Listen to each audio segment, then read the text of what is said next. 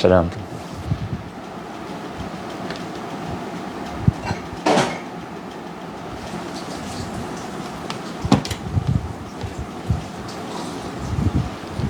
Bismillahirrahmanirrahim.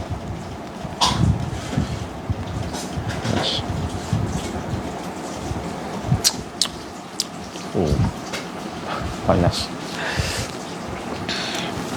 InsyaAllah kita mula dengan Ummul Quran. Al-Fatihah. A'udzubillahi minasyaitanirrajim. Bismillahirrahmanirrahim. Alhamdulillahi Rabbil Alamin. Ar-Rahmanirrahim. Maliki yawmiddin. Iyyaka na'budu wa iyyaka nasta'in. Ihdinas siratal mustaqim. Siratal ladzina an'amta 'alaihim ghairil maghdubi 'alaihim waladdallin. Amin.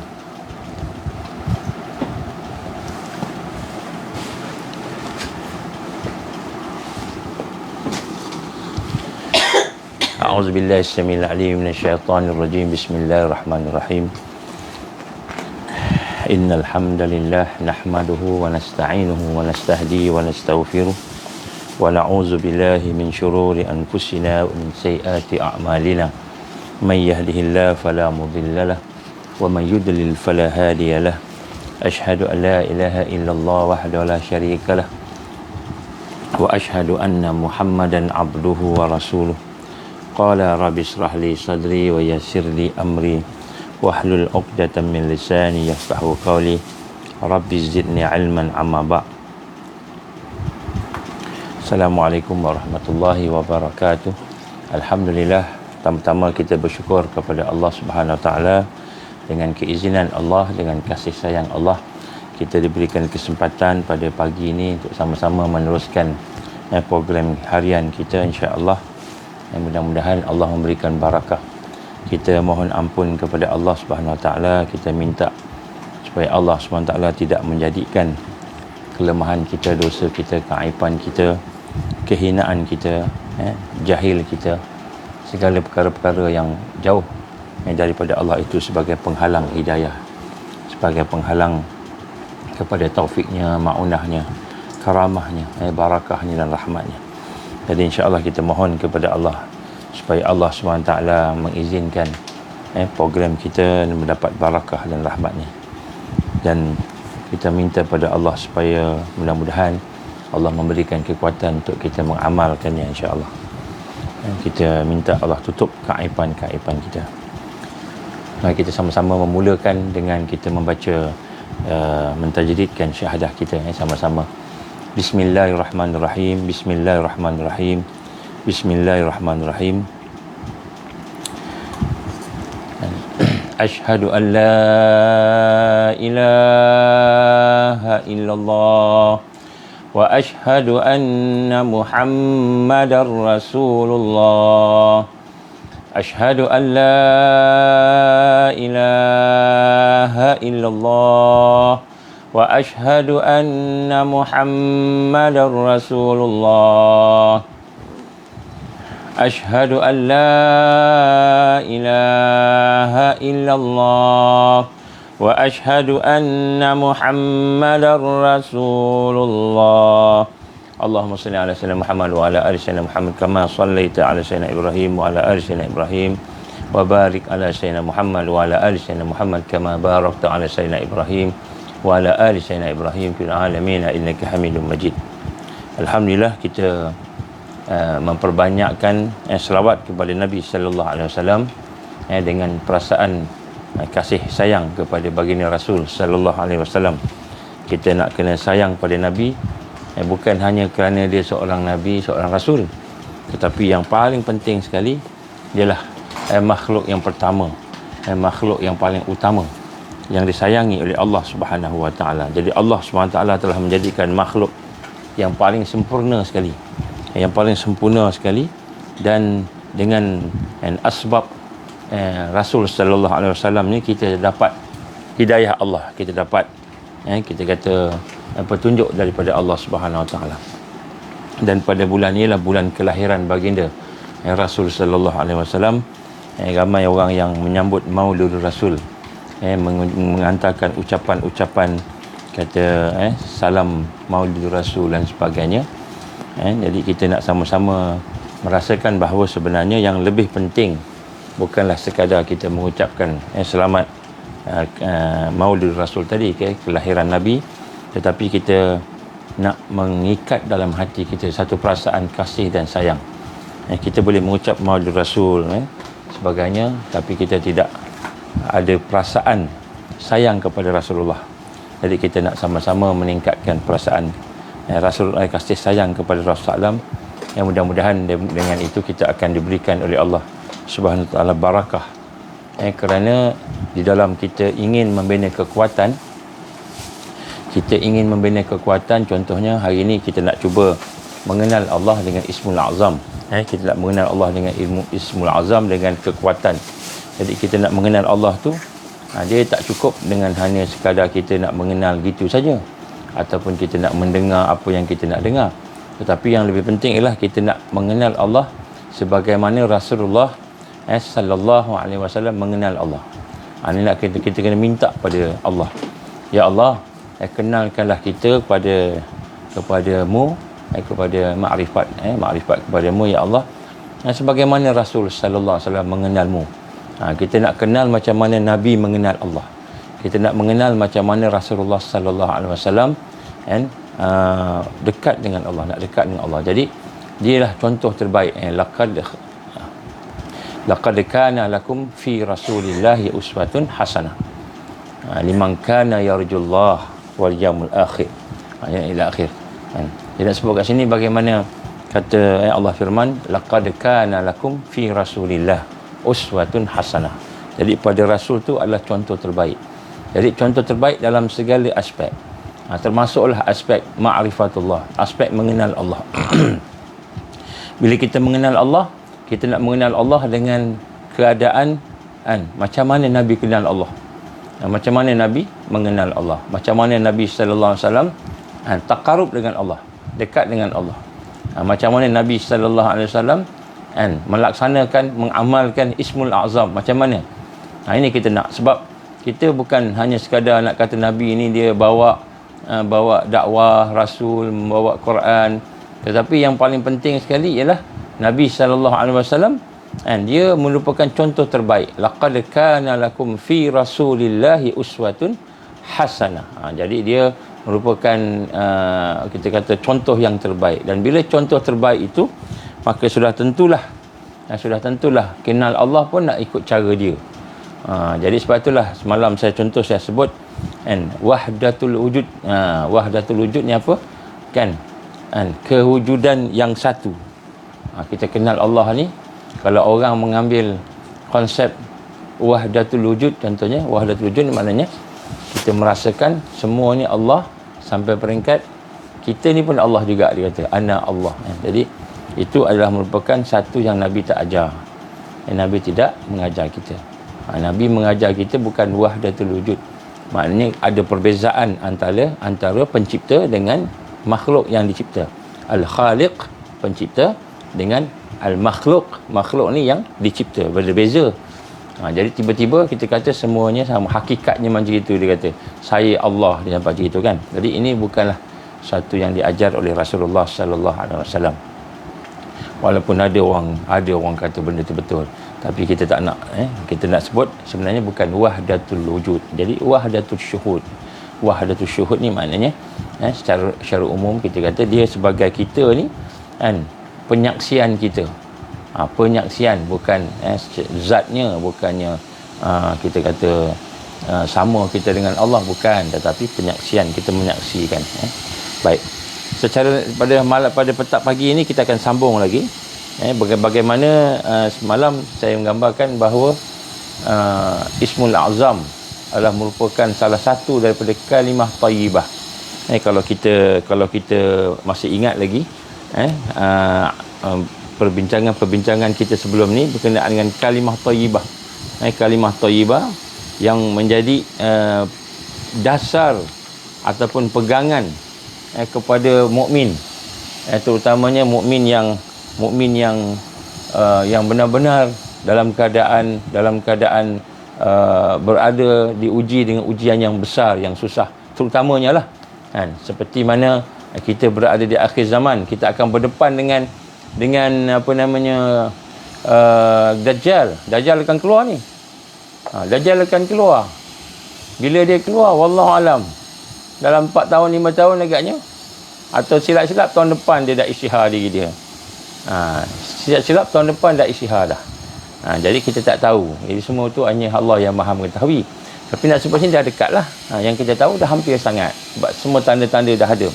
Jadi untuk kita berhadapan dengan kemuncak fitnah, dan sekarang ni pun kita sedang berada di fitnah, macam-macam ujian tadi, maka kita perlukan kepada sesuatu yang kita pegang, sesuatu yang kita jadikan sebagai sandaran kita di dalam amalan kita, maka kita dah bincang dah, Allah SWT telah memberikan kepada kita kalimah thayyibah, kalimah yang baik, kalimah thayyibah yang digambarkan sebagai pokok yang hidup, yang ada hasil, yang ada buah setiap saat, setiap masa.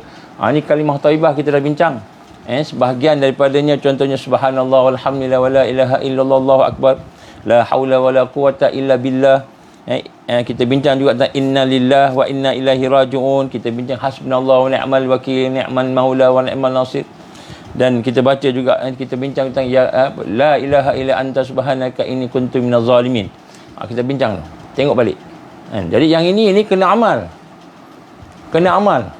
Jadi perbincangan kita yang lepas-lepas, yang amalan Mahdi ni, bukan kita nak dengar saja, tapi kita nak kena buat. Setiap yang kita lakukan itu, setiap yang kita belajar, yang kita tahu, mesti kita amal. Sebab pengisian kita di akhir zaman, pengisian dia bukan hanya sekadar ilmu, bukan hanya sekadar tahu, tetapi bila kita melaksanakan, bila kita bincang subhanallah walhamdulillah wala ilaha illallah Allahu akbar, subhanallah walhamdulillah wala ilaha illallah Allahu akbar.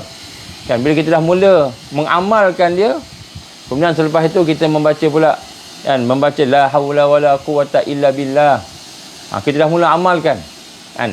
Jadi kepahaman tentang subhanallah walhamdulillah wala ilaha illallah Allahu akbar wala haula wala quwata illa billah. Jadi mula kita dah mula amalkan amalan-amalan kalimah thayyibah itu, maka barulah kita boleh nak pergi kepada Ismul Azam ni. Dia ada dia punya tahapan dia, baru kita boleh faham. Sebab tu saya cadangkan tuan-tuan puan-puan untuk mendengar semula, menghayati semula, kan, kalimah thayyibah yang saya telah bincangkan sebelum ni. Tengok balik dan kemudian mula mengamalkan. Kerana bila kita mula mengamalkannya, maka pada masa itu Allah akan memberi cahaya kepada kita, dan cahaya inilah yang akan menyebabkan kita boleh faham. Sebab contohnya semalam saya bercerita tentang Ismul Azam setelah kita terputus beberapa masa, Allah izin kurang sihat, kan? Jadi Allah SWT mengizinkan kita ni terputus, kan? Jadi sebenarnya terputus tu supaya kita mengamalkan apa yang kita buat, supaya kita boleh bincang tajuk yang ada pada hari ini semalam, untuk kita faham. Jadi apabila kita melaksanakan, baru kita mengamalkan. Sebab tu dalam tarbiyah Rasulullah sallallahu alaihi wasallam, perkara yang pertama yang ditekan di dalam tarbiyah Nabi itu ialah ketundukan, penyerahan. Penyerahan zahir dan batin. Penyerahan zahir dan batin kepada siapa? Kepada kebenaran Allah. Dan kebenaran Allah yang dibawa oleh tuan-tuan guru kita lah. Ataupun kebenaran Allah yang dibawa oleh para ulama, ataupun kebenaran Allah Subhanahu Wa Taala yang ada bersama dalam pengajian-pengajian kita. Jadi sebab itu dalam tarbiyah Nabi sallallahu alaihi wasallam, antara perkara yang penting ialah disebut rabitah dan wasilah. Rabitah ni ikatan kasih sayang. Ikatan kasih sayang. Jadi nak sebut kat sini ikatan kasih sayang kita, ikatan ke hati kita dengan guru-guru kita. Kita nak rasa sayang pada orang soleh ni, kita nak kena rasa sayang. Kita nak rasa sayang kepada, kan, contohnya Abdul Qadir Jalani rahimahullah, salah seorang alim, salah seorang ulama, salah seorang ulama yang banyak memberikan pengajaran dan pendidikan kepada guru-guru yang ada di sinilah, di Nusantara. Antaranya lah Syekh Ahmad Fatani, kan, rahimahullah. Kalau di Malaysia ni contohnya Syekh Yusuf Kenali, dikenal sebagai Tok Kenali, kan, contohnya, dan sebagainya. Jadi kita nak sebut kat sini adalah guru-guru kita tu yang sebenarnya semuanya bersanad yang kita nak kena sayang. Dan sebab tu bila kita ada rabitah itu, kasih sayang, ikatan untuk kita nak berkasih sayang dengan orang-orang soleh, terutamanya guru-guru kita yang menyampaikan ilmu, kita nak rasai sampailah kepada Rasulullah sallallahu alaihi wasallam. Maka ikatan inilah akan menjadi sebagai satu tali yang membawa barakah kepada kita. Barakah ni apa? Barakah ni sesuatu yang baik. Kan? Al-khair, zadul alal khair, zadul khair. Kita bertambah kebaikan pada kita ni. Kan? Dalam keadaan kita ni tak ada apa-apa, Allah bagi kebaikan-kebaikan. Daripada barakah orang-orang saleh. Jadi sebab tu kita nak kena ada rabitah. Dan yang kedua, wasilah pula. Wasilah ni pula bukan hanya kita ikut tarbiyah, dengar kuliah, dengar apa semua, tetapi kita kena ada wasilah. Wasilah ni apa? Kita kena ada penyerahan diri kita. Penyerahan diri kita, ketundukan diri kita, kerendahan diri kita. Tawaduk kita kepada kebenaran Allah. Tawaduk kepada kebenaran Allah. Penyerahan zahir dan batin. Zahir dan batin. Jadi apabila kita mempunyai, inilah wasilah tarbiyah. Yang asas yang mana bila ada wasilah ini, barulah kita boleh nak melaksanakan, mengamalkan. Kalau kita jadi ilmu, macam mana kita belajar kat universiti. Saya minta maaf saya nak sebut kat sini. Yang kita belajar kat universiti, yang kita belajar kat sekolah, yang kita belajar dekat tempat-tempat pengajian formal itu, dia tidak semestinya 100% merupakan sunnah Rasul sallallahu alaihi wasallam. Sebab sunnah Rasul sallallahu alaihi wasallam, Nabi tidak mengutamakan menghabiskan silibus. Nabi tidak mengutamakan menghabiskan silibus. Contoh pada satu ketika, ada seorang ni, ni orang-orang pendakwah-pendakwahnya yang ikut harakah Islam, jamaah Islam. Maka satu ketika dia cakap dengan dia punya nakib dia, ketua dia, pemimpin dia. Dia kata, saya ni dah ikut halaqah usrah program ni dah bertahun-tahun. Banyak tahun lah, belas tahun, puluh tahun. Jadi bila saya dah ikut ni, saya dah hadam dah. Semua buku-buku ni saya dah baca dah. Semua buku-buku silibus ni saya dah habis. Dah habis dia kata. Ilmu ni dah habis dah kira. Dah habis, dah baca semua. Kitab ni dah baca, kitab tu dah baca, semua baca. Semua baca dia kata. Dah tahu dah. Maka semua yang ada dah tahu dah sebagainya. Kemudian kata guru dia kata, alhamdulillah lah kamu dah baca semua, dah bertahun-tahun semua sekali kan. Tetapi apa yang berlaku kan, tiba-tiba dia nak pindah ke satu tempat, dia nak bergerak ke satu tempat, dia nak buat sesuatu yang besar, keputusan yang besar. Tiba-tiba dia main buat aja tanpa merujuk kepada ketua dia, tanpa merujuk kepada guru dia, tanpa merujuk, dia buat satu keputusan yang besar. Kemudian tanpa dia merujuk kepada orang yang sepatutnya dirujuk. Dia nak tengok. Jadi apa yang berlaku tu, sebenarnya walaupun ilmu dia banyak, tapi sebenarnya dia tak faham. Kepahaman tu tak sampai, kesedaran tu tak sampai. Bila bahagian ilmu, baca buku dah habis, semua buku kitab dah habis, tetapi bila bahagian action, amalan, tidak sama macam mana yang dia faham tadi. Maka sebenarnya dia tak sampai lagi. Ilmu tak sampai, itu barakah lagi. Barakah ini dia akan bawa kepada amalan. Dia akan bawa kepada perkembangan, bukan saja ilmu, dia turun kepada amalan. Amalan bukan saja amal, tetapi dia akan berkembang lagi. Dia boleh sampai kepada orang lain pula. Orang lain pula dapat manfaat. Orang lain dapat manfaat. Ini yang digambarkan sebagai barakah tadi. Jadi sebab tu kita dalam kita menuntut ilmu ni, dia bukan hanya sekadar dengar ceramah, ambil nota, tapi dia ada sebut wasilah. Wasilah ni maknanya kita menyerahkan diri kita, tunduk diri kita, zahir dan batin kepada kebenaran Allah, pada ilmu tersebut, juga kepada guru-guru yang kita ikuti tadi, dengan satu perasaan untuk kita mencontohi dia, dan kemudian daripada dia itu mudah-mudahan barakah kebaikan pada dia itu turun ke kita. Dan kemudian lepas tu dia pula, bukan dia saja, dia ada guru dia lagi. Jadi dia punya mursyid dia pula, nakib dia pula. Kalau kita istilahnya, kalau setengah orang panggil nakib, setengah orang panggil mursyid. Ikutlah. Jadi dia sampai kepada ulama-ulama yang besar. Kalau kat Malaysia antaranya contohnya Atok Kenali, kita kenal Atok Kenali lah, orang Kelantan, Atok Kenali. Sampai kepada Syekh Ahmad Fatani. Kemudian sampai kepada Abdul Qadir Jalani rahimahullah, sampai kepada Rasulullah sallallahu alaihi wasallam. Jadi dia ada dia punya sanad. Jadi dia ada dia punya keterikatan dia. Jadi ini yang kita nak alignkan semula. Ini kita nak kena betulkan semula. Jadi bila kita mengikuti, kita kata wasilah yang benar, barulah tarbiyah itu melahirkan amal.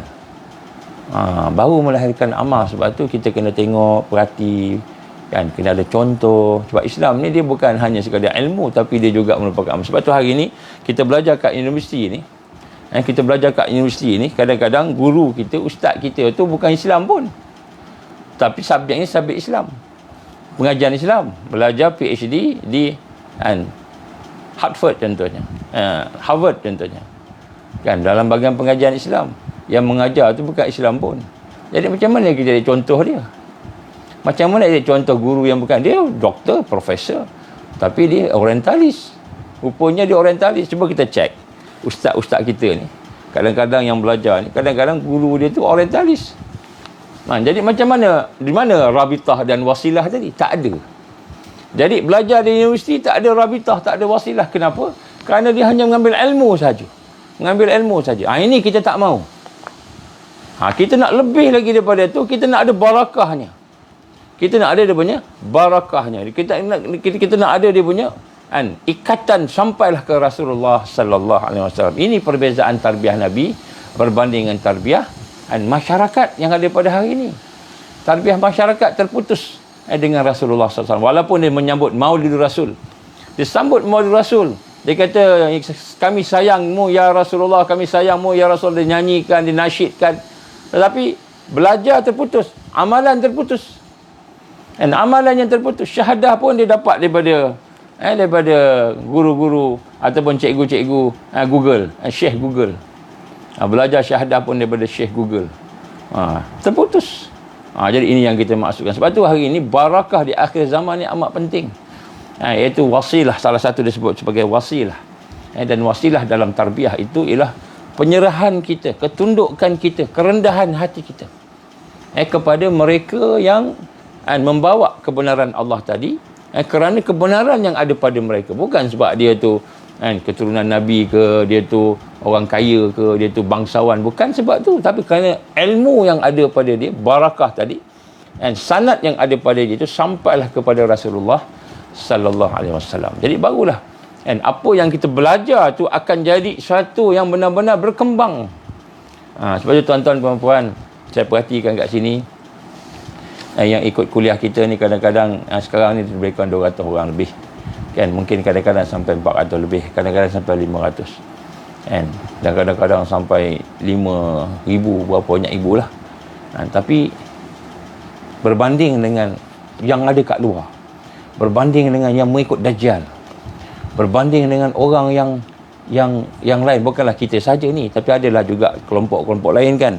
Tapi berbanding dengan majoriti yang ada di luar tu masih kuat dengan sistem yang kita kata ilmu tu sekular dan mensyirikkan Allah. Jadi akibat daripada itu kita masih mengikut arus. Jadi kita mengikut arus ni sehingga akhirnya ilmu kita ni dia tidak membawa kita kepada kekuatan. Jadi inilah perkara yang sebagai mukadimah saya nak sebut hari ini. Kerana apa yang saya sebut tentang tajuk kalimah thayyibah yang terakhir saya buat ini adalah merupakan salah satu tajuk yang sebenarnya amat penting untuk kita hayatinya. Kerana dia bukan hanya perkara yang kita bawa di dalam solat kita, dalam zakat, puasa kita, ibadah wajib, tapi kita bawa dalam kehidupan kita. Kehidupan kita, insya-Allah. Baik, kita akan berbincang, sambung sikit perbincangan kita semalam. Bagaimana sebenarnya Ismul A'zam, nama Allah yang agung. Nama Allah yang agung itu dia bukanlah hanya sekadar nama, tetapi suatu pengenalan. Allah nak mengenalkan diri dia kepada kita. Dan apabila kita membaca Ismul A'zam itu, maka Allah SWT akan perkenankan doa kita. Sama ada dengan segera ataupun mungkin lewat sikit, sebab Allah yang punya keputusan. Jadi nak sebut dekat sini, Apa yang penting ialah bukanlah kita kata mustajabnya doa itu. Apa yang penting bukan mustajabnya doa. Yang penting kita berdoa dengan nama-nama Allah. Yang menunjukkan bahawa kita terikat dengan Allah. Sebab bila kita terikat dengan Allah Subhanahu Wa Taala, maka Allah lah yang akan memberikan kepada kita apa yang sesuai dengan kita, keperluan kita. Yang mungkin juga boleh mencari adat. Mencari adat ni maknanya satu yang luar biasa. Satu yang luar biasa itu dikata Ismul Azam. Kan, Ismul Azam. Ada contohnya kita sebut antara Ismul Azam kita akan bincang nanti. Contohnya Ya Hayyu Ya Qayyum. Ya Hayyu Ya Qayyum. Ini adalah Ismul Azam yang telah dimanfaatkan oleh para rasul, para nabi. Contohnya Nabi Musa AS.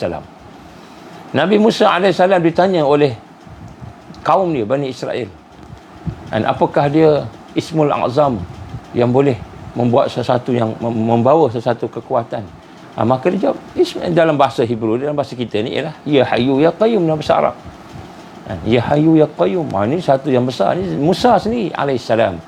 Begitu juga apabila ni antara perkara yang berlaku lah, contohnya bila nak berhadapan dengan Firaun, Nabi Musa alaihissalam menyatakan Ismul Azam yang digunakan ialah Ya Hayyu Ya Qayyum. Contoh. Dia sebenarnya Ismul Azam dia ada banyak, kita akan bincang lagi, tapi nak sebut sini contoh. Betul juga Asif bin Barkhiyah menggunakan Ismul Azam ni Ya Hayyu Ya Qayyum. Nabi Ibrahim pun guna juga Ya Hayyu Ya Qayyum. Nabi Yunus bin Matta guna Ya Hayyu Ya Qayyum. Contoh. Jadi nak sebut kat sini kan, yang pertama sekali hakikat Ismul Azam ini dia bukanlah hanya sekadar nama, tetapi sebenarnya sejauh mana kita bersama dengan Allah. Sejauh mana kita bersama dengan Allah ketika kita senang dan susah, ketika kita sihat dan sakit, ketika kita lapang dan sempit, ketika kita kaya dan miskin, ketika dalam keadaan apa pun, kita bersama dengan Ismul Azam, bersama dengan nama-nama Allah yang maha agung ini. Salah satunya Ya Hayyu Ya Qayyum, Al-Ahad, As-Samad, Allazi lam yalid wa lam yulad wa lam yakul lahu kufuwan ahad. Itu semua tu Ismul Azam belaka. Dia nak sebut kat sini hakikatnya bukanlah sekadar kita menyebut nama Allah tadi, tetapi sebenarnya hakikatnya sejauh mana kita bersama Allah. Contohnya dalam satu hadis yang lain, Nabi gambarkan Ya Rabbi. Siapa-siapa yang menyebut Ya Rabbi, wahai Tuhanku, Ya Rabbi, wahai Tuhanku, Ya Rabbi, maka Allah pasti jawab apa kamu nak. Hadis Nabi. Bila kata Ya Allah, Ya Rabbi, Ya Allah, Ya Rabbi, maknanya hati kita, pemikiran kita bersama dengan Allah ketika berdoa tadi.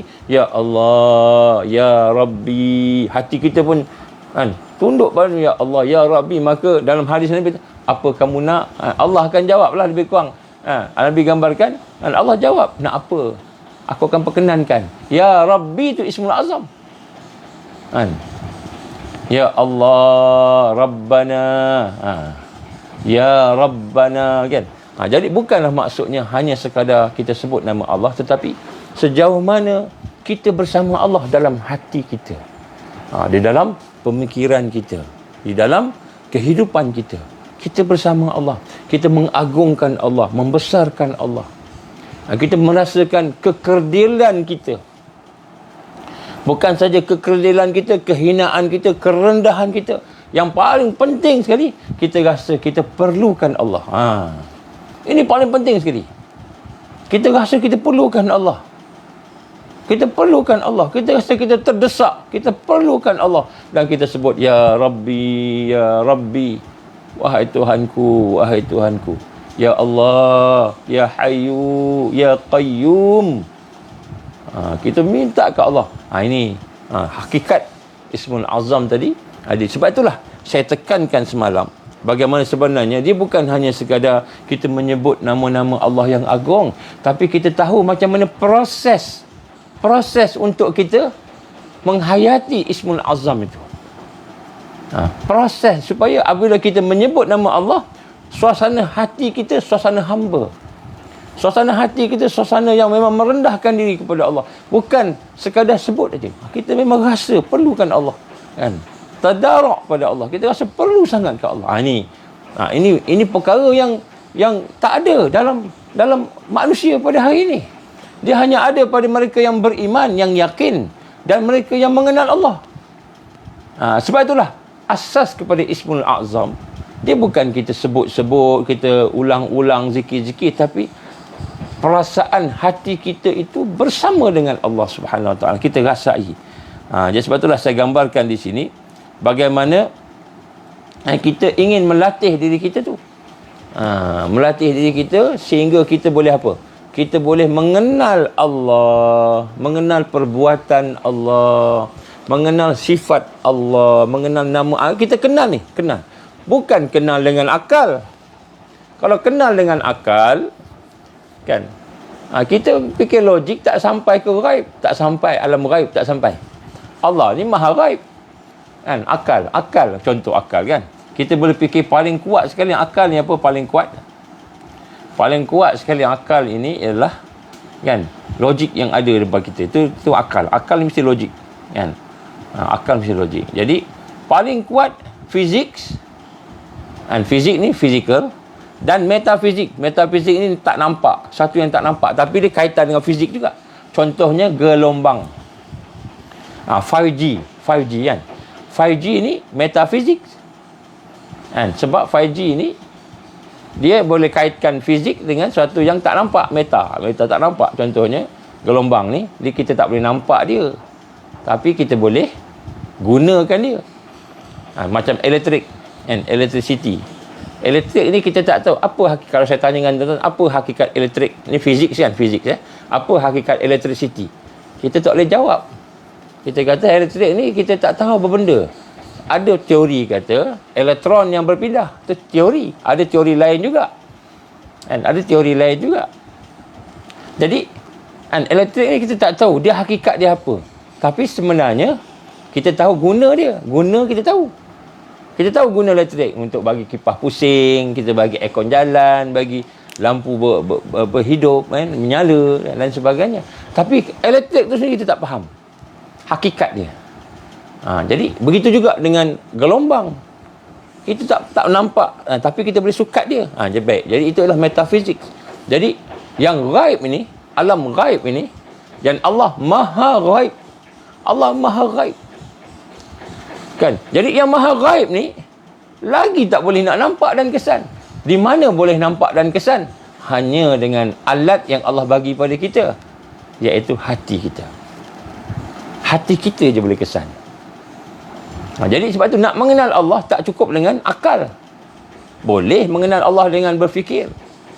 Kan kita tengok pokok, kita berfikir, kita tengok, boleh berfikir, boleh guna akal, tapi tak cukup.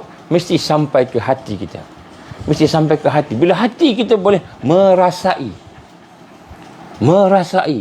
kekuasaan Allah, boleh merasai kasih sayang Allah, boleh merasai kehebatan Allah, barulah mata ni boleh tunduk pada Allah. Tak nak dah buat benda yang Allah larang.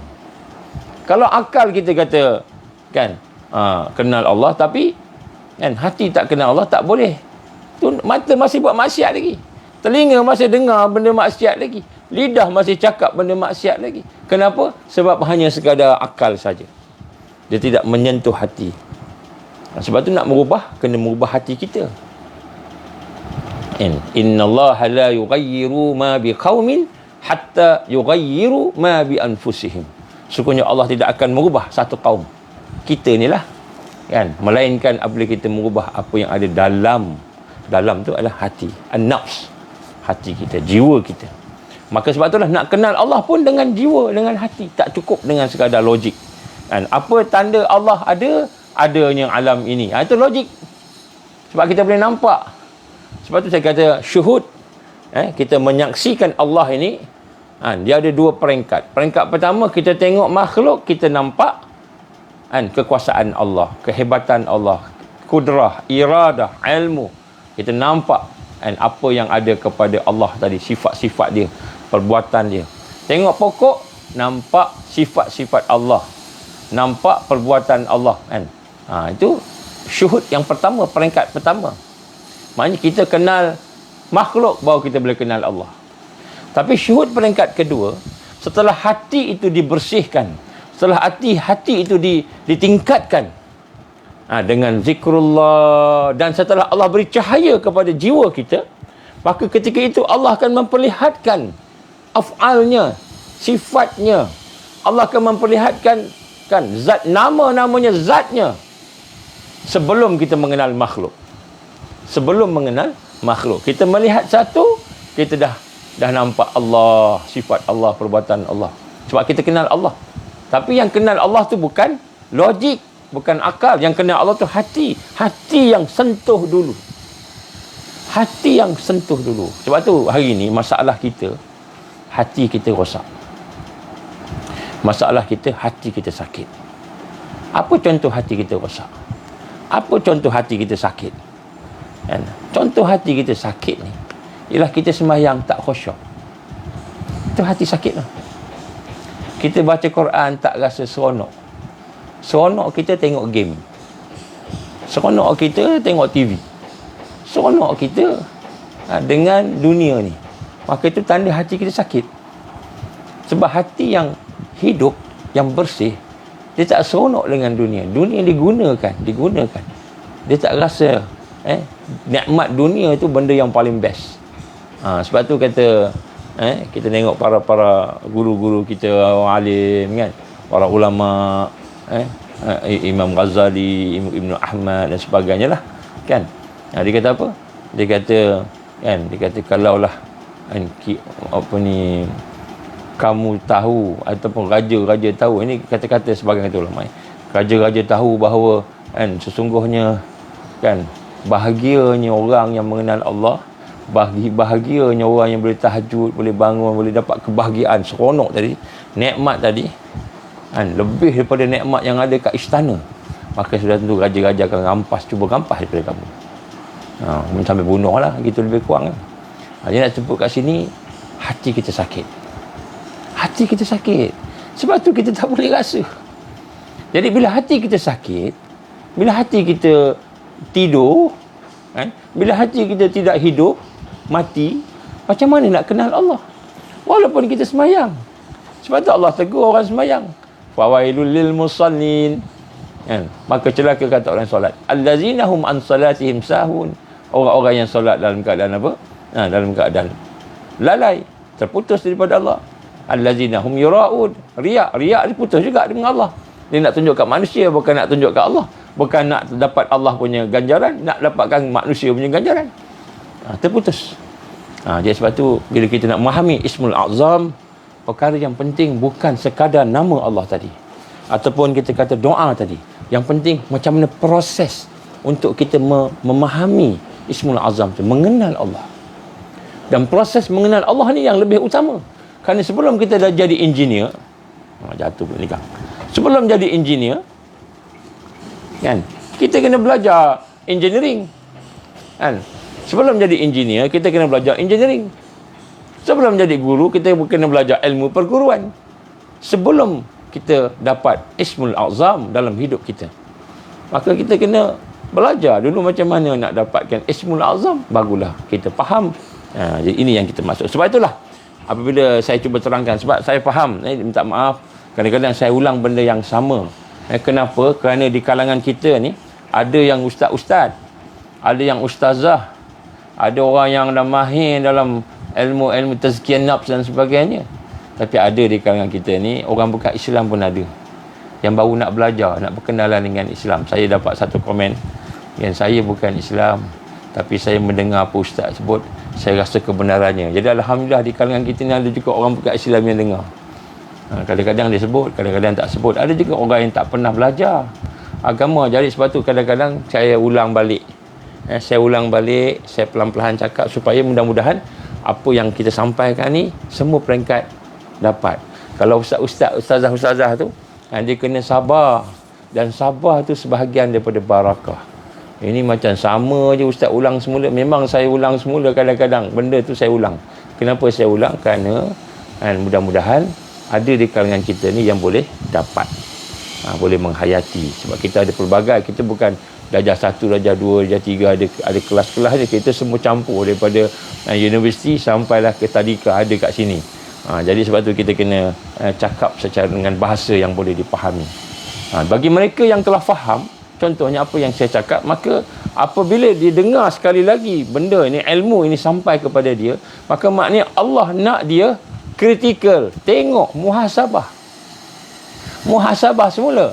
Apa yang nak dimuhasabahkan? Ilmu yang saya tahu ni, saya boleh amal tak? Itu muhasabah dia. Kan? Tak semestinya kita ustaz, kita dah amal semua ilmu kita, malahan ilmu yang tidak diamal akan jadi hujah kita pula. Ini mah bahaya dah.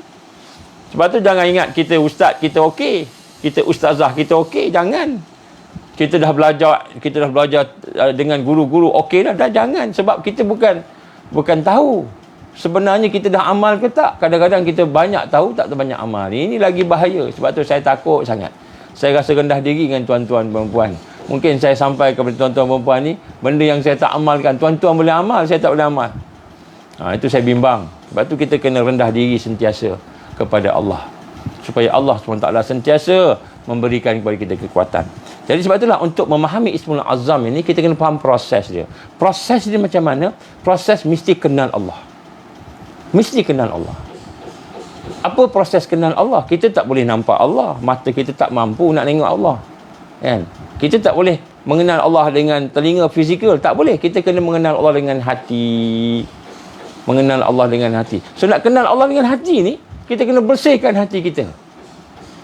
Jadi sebab itulah tuan-tuan perempuan, ada satu perkataan sebut. Kita berjalan menuju kepada Allah. Dia panggil suluk. Suluk ni berjalan menuju kepada Allah. Orang yang berjalan menuju kepada Allah ni salikin. Salikin, orang yang berjalan menuju kepada Allah. Ini istilah pengajian lah. Jadi nak sebut sini, kenapa kita nak pergi berjalan menuju kepada Allah, sedangkan Allah lebih dekat kepada kita daripada urat leher kita. Allah lebih dekat daripada urat leher kita, kan, dalam Quran sebut. Kenapa kita nak berjalan kepada Allah? Allah dah dekat dah.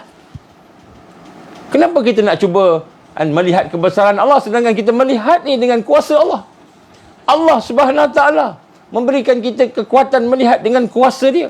Kenapa kita nak cuba mendengar kebesaran Allah sedangkan mendengar itu sendiri dengan kuasa Allah? Jadi kita lihat hari ni, timbul satu persoalan. Kenapa kita nak kenal Allah sedangkan Allah dah dekat dengan kita? Jadi tuan-tuan, apa rahsianya? Kenapa hati kita tak boleh kenal Allah? Kenapa hati kita ni susah nak kenal Allah? Susah nak melihat dengan kacamata iman basirah, melihat kekuasaan Allah, melihat iradah Allah, kudrah, iradah Allah, ilmu Allah, melihat dengan iman. Kenapa tak boleh? Kenapa kita susah sampai terpaksa kita mentarbiah diri kita, berjalan menuju kepada Allah, berjalan menuju kepada Allah. Kenapa kita nak bergerak pada Allah sedangkan Allah dekat dengan kita? Hakikatnya Allah dekat dengan kita tak? Allah terlalu dekat, lebih dekat daripada urat leher kita. Jadi apa sebenarnya yang menghalang kita? Allah terlalu dekat dengan kita, tetapi yang menghalang kita ialah nafsu dan syahwat kita. Nafsu dan syahwat kita.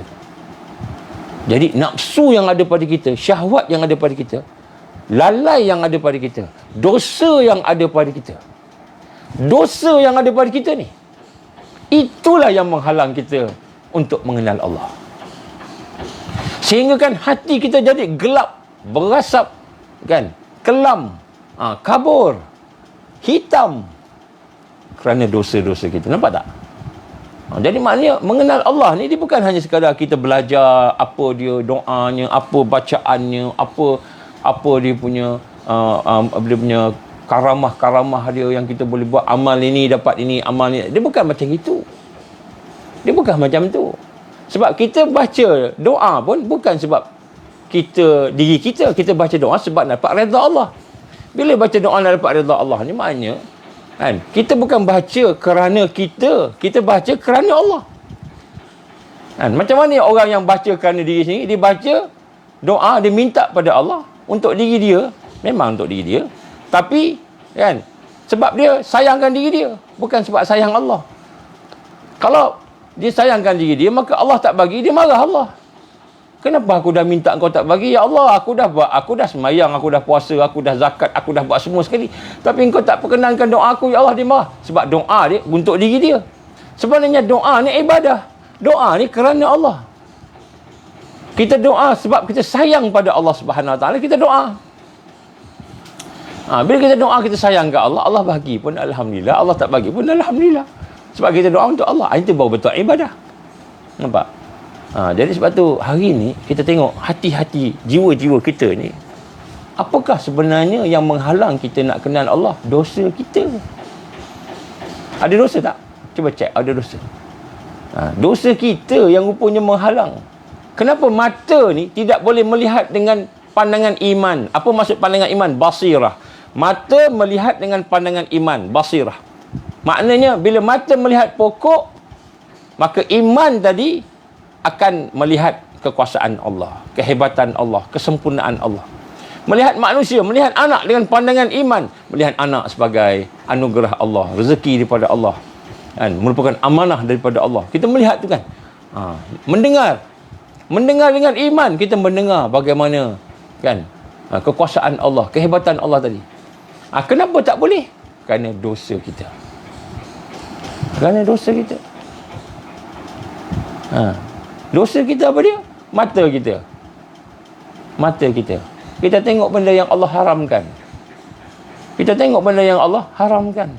Kita tengok benda yang Allah haramkan tu. Macam mana mata kita nak melihat dengan iman? Mata kita telah kaburkan dengan pandangan yang haram. Kita dah gelapkan mata kita daripada benda yang haram.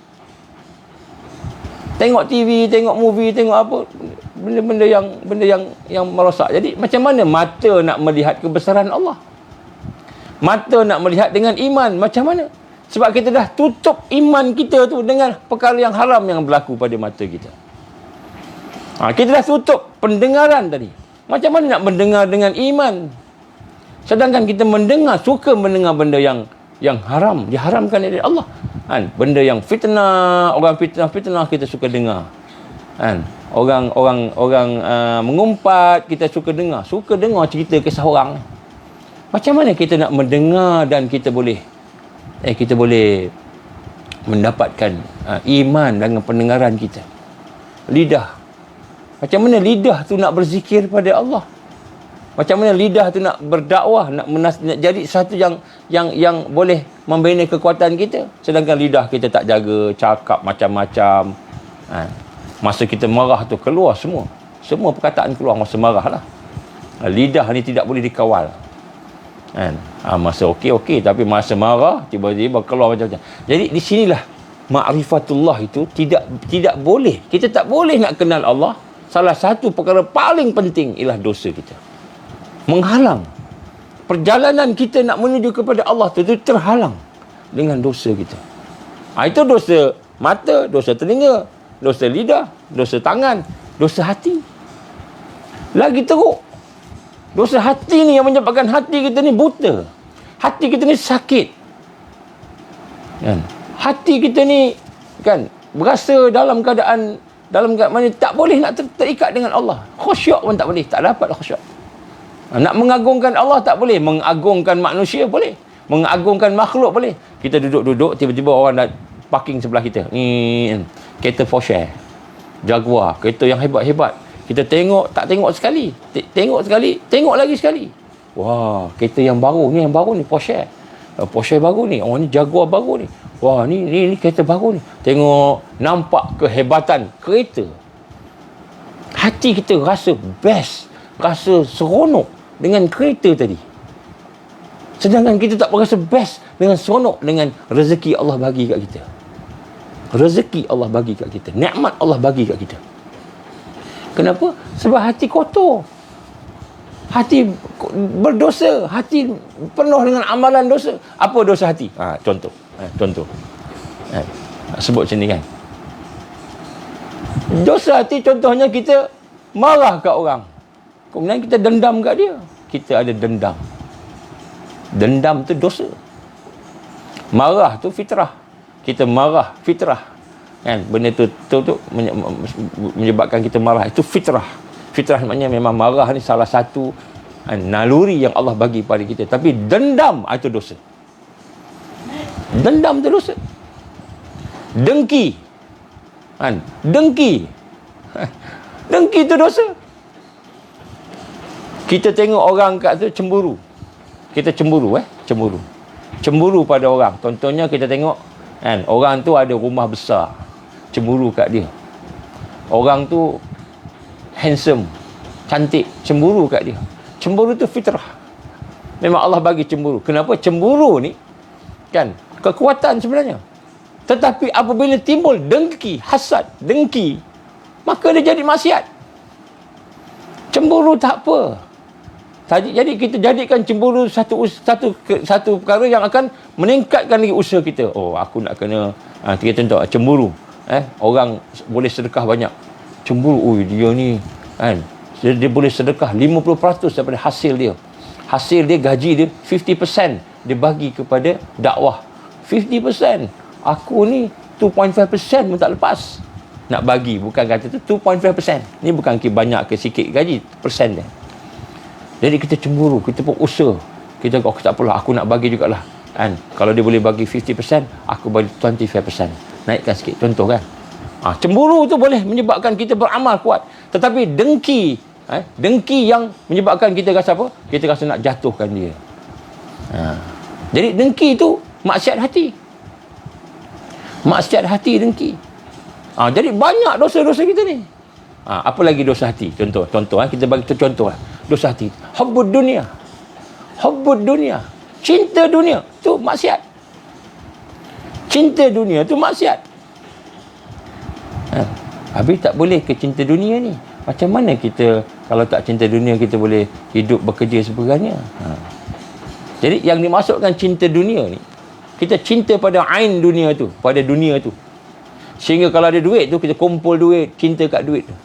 Atau cinta dunia tu dikaitkan dengan syahwat. Syahwat. Dikaitkan dengan nafsu.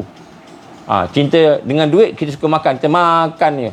Kisah dia makan je, kisah dia pakai baju yang mahal-mahal. Itu cinta dunia contohnya kan. Sekadar dunia sini. Tapi kalau cinta dunia, kita bekerja mencari dunia dalam rangka supaya kita boleh infak, supaya kita boleh bantu orang, supaya kita boleh zakat, supaya kita boleh membina akhirat kita. Maka cinta dunia tu dia jadi ibadah. Cinta jadi ibadah. Sebab kita bekerja tu Allah perintah kita bekerja, kita berniaga, Allah perintah kita berniaga. Tapi bukan sebab cinta dunia, sebab kita bekerja tu sebab Allah perintah kita bekerja, Allah perintah kita berniaga. Itu ibadah. Dan kemudian bila dapat tu kita infak, kita sedekah, kita gunakan untuk membantu agama Allah, kita gunakan untuk menyempurnakan akhirat, untuk beribadah. Ada duit kita pergi umrah, ada duit kita pergi haji contohnya, ada duit kita sedekah kat orang. Jadi kita dapat duit tu, dapat dunia tadi dalam rangka nak menyempurnakan akhirat. Maka barulah cinta dunia itu jadi satu yang tidak tercela, menjadi satu yang ibadah. Kalau tidak tercela contohnya kita suka dengan wang, duit, kita kumpul duit sebab ain, sebab duit tu, kita suka kat duit tu. Terkumpul lah banyak sampai mati, orang lain guna duit kita. Ini maksiat hati. Hubbud dunia, hubbud ra's, ataupun cinta kepada kepimpinan, nak jadi ketua. Ini semua adalah merupakan maksiat hati. Jadi apabila dosa hati tidak kita jaga, macam mana nak kenal Allah? Macam mana nak kenal Allah? Tak boleh kenal Allah. Sebab hati itu tertutup. Hati itu tertutup dengan kegelapan, dengan asap. Macam mana nak faham Hismul Azam? Tak faham. Saya sebut tadi, Ya Hayyu Ya Qayyum, Ya Hayyu Ya Qayyum, Ya Hayyu Ya Qayyum. Kan? Itu adalah antara Ismul Azam. Kita akan bincang. Ya Hayyu Qayyum kita akan bincang nanti. Begitu juga dengan yang lain-lain. Kita akan bincang ni. Tapi nak sebut sini, proses untuk kita mengenal Allah. Saya katakan, kenapa kita perlu berjalan menuju kepada Allah? Kenapa kita perlu bergerak menuju kepada Allah? Berjalan menuju kepada Allah. Sedangkan Allah dekat dengan kita. Kan? Allah SWT lebih dekat daripada urat leher kita kan, kerana sebenarnya ada yang menghalang kita untuk kenal Allah. Ada yang menghalang kita untuk kenal Allah. Apa yang menghalang kita kenal Allah? Nafsu kita. Nafsu ni apa? Kita ikut cakap nafsu kita. Nafsu nak makan, makan. Berlebih-lebih daripada sunnah. Apa sunnahnya? Sunnahnya makan halalan thayyibah. Halalan thayyibah tu makan. Makan halalan thayyibah. Kemudian nafsu kita pula kan, dia tak suka benda halalan thayyibah. Halal cukuplah, lebih kurang. Ada sunnahnya halalan thayyibah. Kemudian makan bila lapar. Ni susah, lagi susah. Makan bila lapar. Baik, halalan thayyibah ni pun susah dah. Halal tapi tak thayyib. Contohnya apa? Gula. Ni saya pun kan nak sebut kat sini jugalah makanan ni. Gula putih tu. Gula putih. Tak elok gula putih tu. Penuh orang chemical. Kita gula lah. Kalau buat teh tarik tu kan. Tu dia. Gelas besar ni gula parah ni kan. Tu dia. Kan, teh tarik dengan susu. Kurangkan gula. Gula tidak halal dan gula halal tapi tidak thayyib. Halal, dia halal, tidak thayyib, tidak baik. Kan, contohnya rokok. Kan. Rokok daun tak apa lagi lah. Kan, rokok yang campur-campur macam-macam. Jadi kita sebut kat sini, makan pun halalan thayyibah kata Nabi. Kan. Apalagi benda syubhat. Jauhkan syubhat. Jadi nafsu, syahwat, nafsu. Kemudian dosa kita. Kemudian lalai kita. Sikap-sikap kita yang negatif. Dengan ada diri kita. Jadi semua ini adalah penghalang-penghalang kepada kan mengenal Allah. Jadi bila kita tak boleh kenal Allah, macam mana kita nak beramal dengan Ismul Azam? Kita tak kenal Allah. Nak amal macam mana? Jadi inilah antara perkara-perkara yang penting yang kita nak kena tengok. Sebab tu saya menekankan proses. Mukadimah proses. Kalau kita bincang terus Ismul Azam, kita takkan dapat jadi teori. Sebab tu kalau kita tengok ada satu kisah. Dulu zaman ada seorang murabbi, seorang guru. Kan. Dia ada murid-murid. Kemudian dia kata dengan murid-murid dia, salah seorang murid tu dia panggil, kamu tolong pergi ke pasar, belikan sekian barang. Kan. Kemudian murid tu pun pergilah. Pergi, tak lama lepas tu, beberapa ketika tu dia balik. Muka dia merah padam, marah sangat. Maka dia bertanya dengan tuan guru dia. Wahai tuan guru, tolonglah ajarkan saya Ismul Azam ni. Ismul Azam. Jadi, kenapa kamu nak belajar Ismul Azam? Ketika saya di pasar tadi, ada seorang laki-laki yang kaya, yang berkuasa. Kemudian dia pergi ke pasar, dia ambil apa yang dia nak. Saya tengoklah kata, apa yang dia nak dia ambil. Kemudian lepas tu ada seorang tua ni, dia ada beberapa perkara, beberapa benda. Dia orang miskin tapi dia adalah benda-benda tu dia ambil. Orang tua ni jual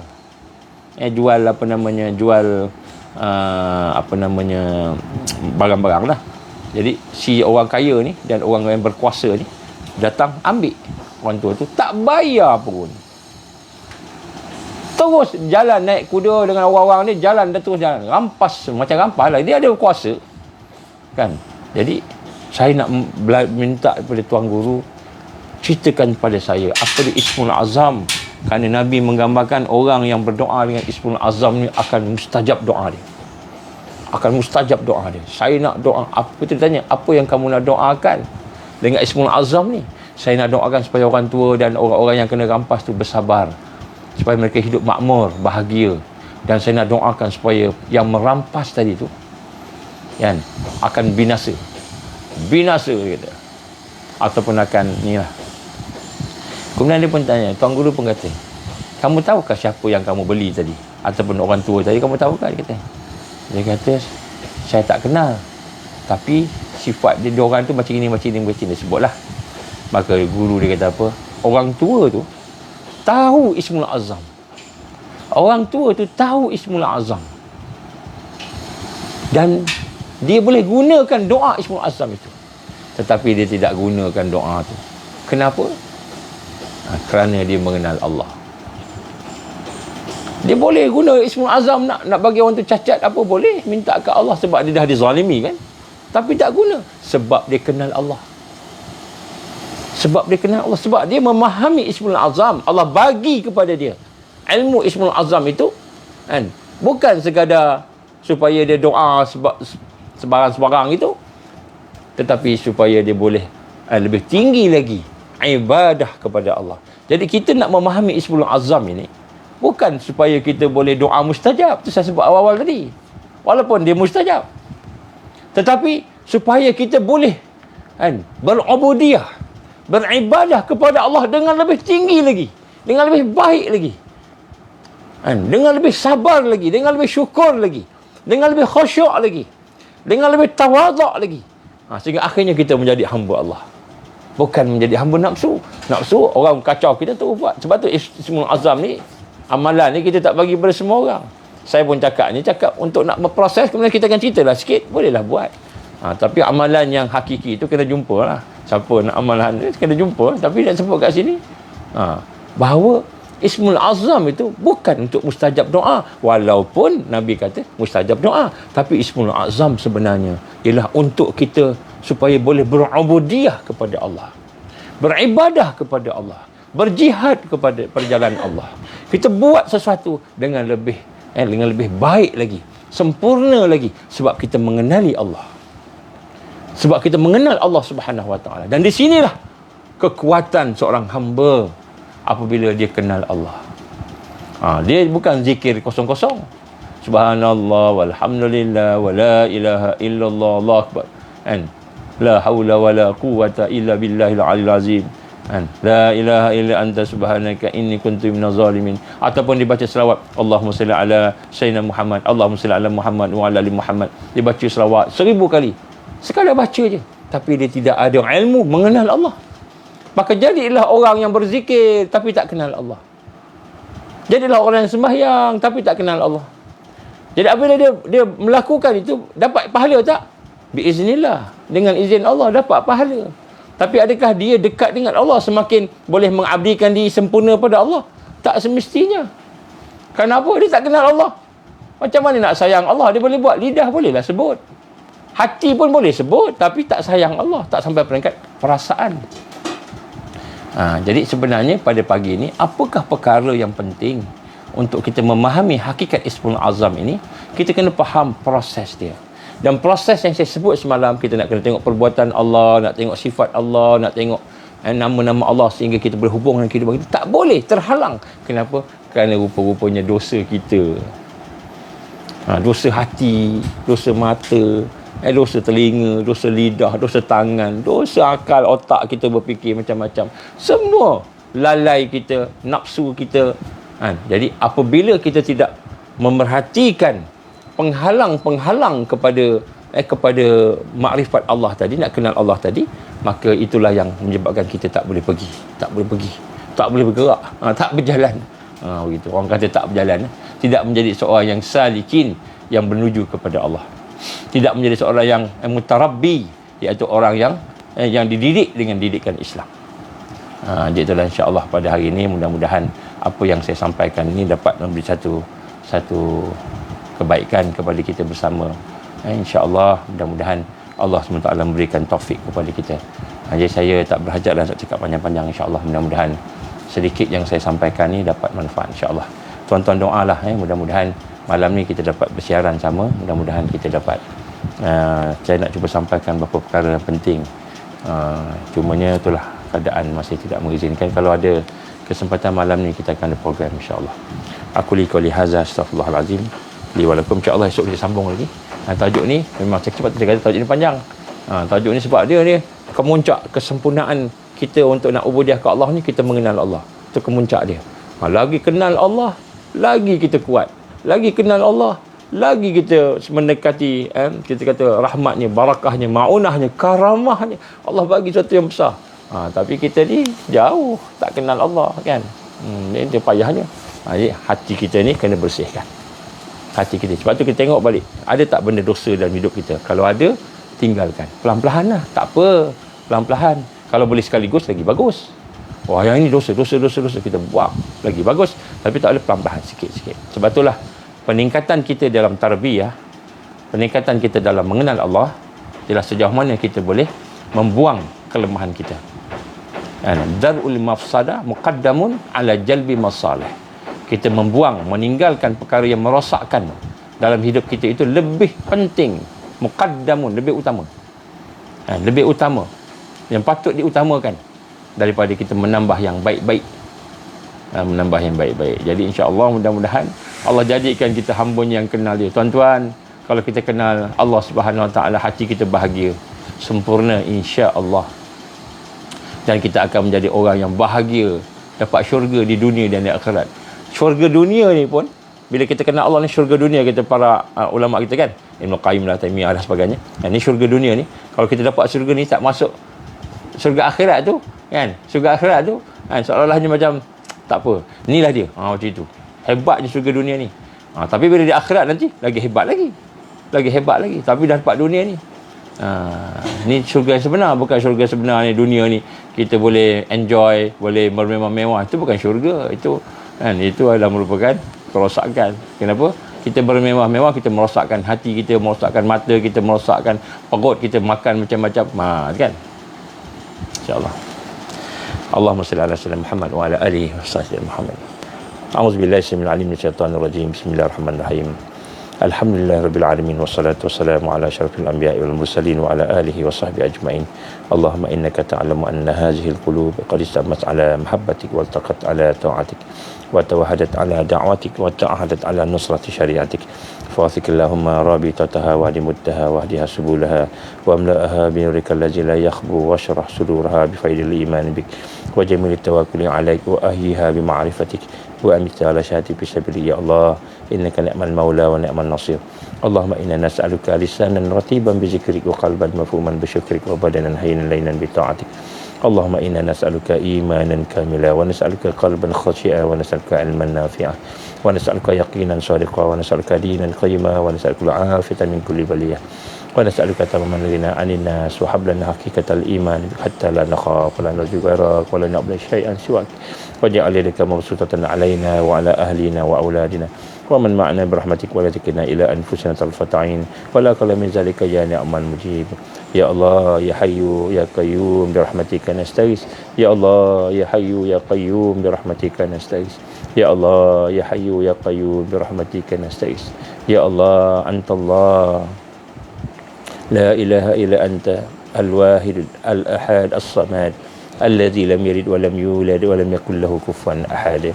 Ya Allah, Allahumma ja'alna minal mu'minin haqqan, Allahumma ja'alna minal muttaqin haqqan, Allahumma ja'alna minal muhsinin haqqan, Allahumma ja'alna minal muqarrabin, Allahumma ja'alna minal wasilin, Allahumma ja'alna minal arifin, Allahumma ja'alna minal muhibbin, Allahumma ja'alna minas siddiqin wa syuhada'i was salihin, Allahumma ja'alna ya Allah minal mahdiyin.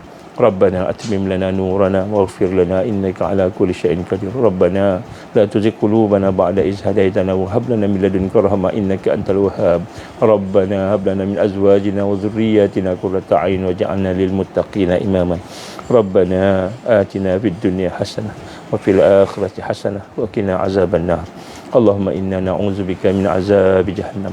Allahumma inna na'udzubika min azabil qabr.